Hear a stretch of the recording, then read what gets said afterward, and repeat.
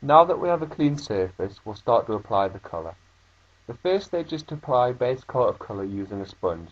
So shake the bottle well, and then apply a small amount onto the sponge. Work the colour into the leather, making sure to get all creases and pleated areas. The aim of the first coat, the base coat, is not to totally colour the leather, but rather just to apply a base covering, making sure to get into all nooks and crannies.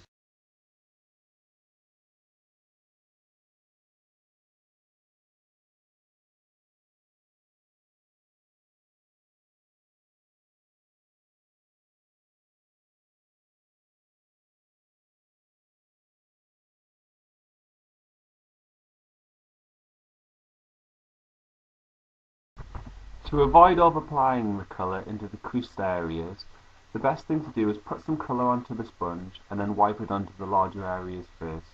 Then, as there's less colour applied to the leather, you can then start to apply it to the creased areas. This prevents building the paint up down the flutes and any creases.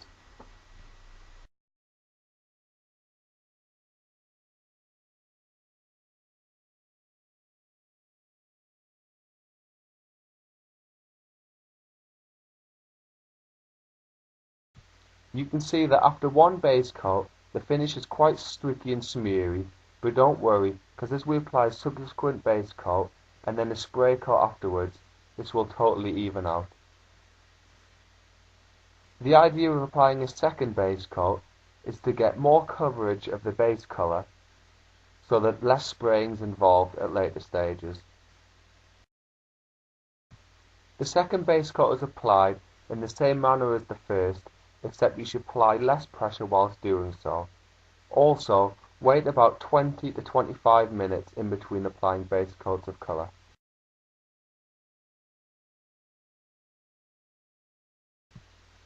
This is the type of finish you should aim to get before applying the spray coat afterwards.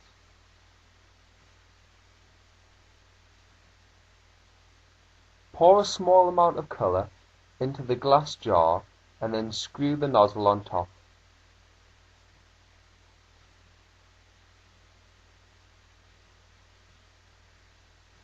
Then attach the other part of the airbrush to the jar and set the spray pattern.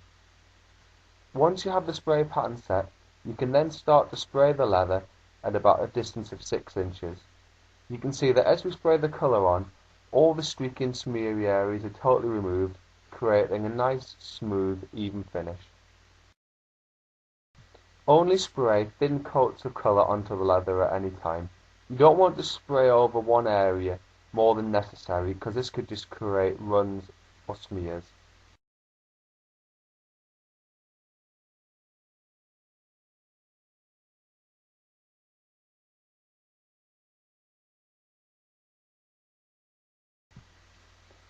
Once you've sprayed a coat of colour on, take a hairdryer out and then start to dry the leather. If you don't have a hairdryer, you can just allow it to dry naturally.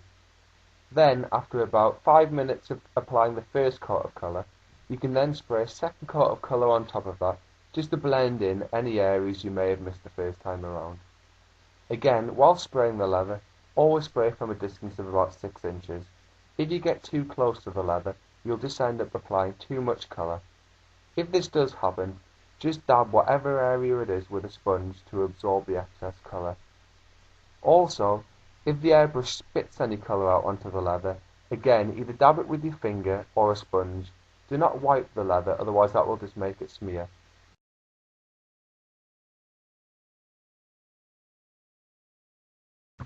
The final stage is applying a finish to the leather surface. Before spraying the finish on, wipe the leather down with a cloth just to remove any excess colour.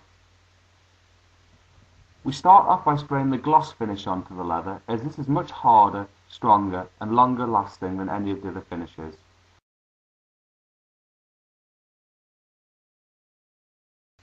Spray slightly less on than you would when spraying the first coat of colour on, as the gloss can be quite runny. Then, as before, dry the area off with a hairdryer. Because we've applied a gloss finish, it will look very shiny once it's dry. Then spray the second finish coat on, either matte or satin, depending on what you've chosen. Again, Spray one coat over the whole leather to give a good even covering, and then let it dry, or dry it with a hairdryer.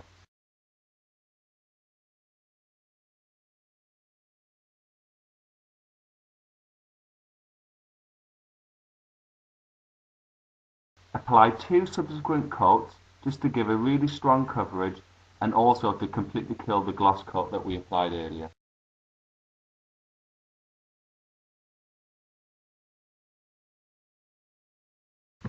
You will see that the finished result looks just as leather should, very natural.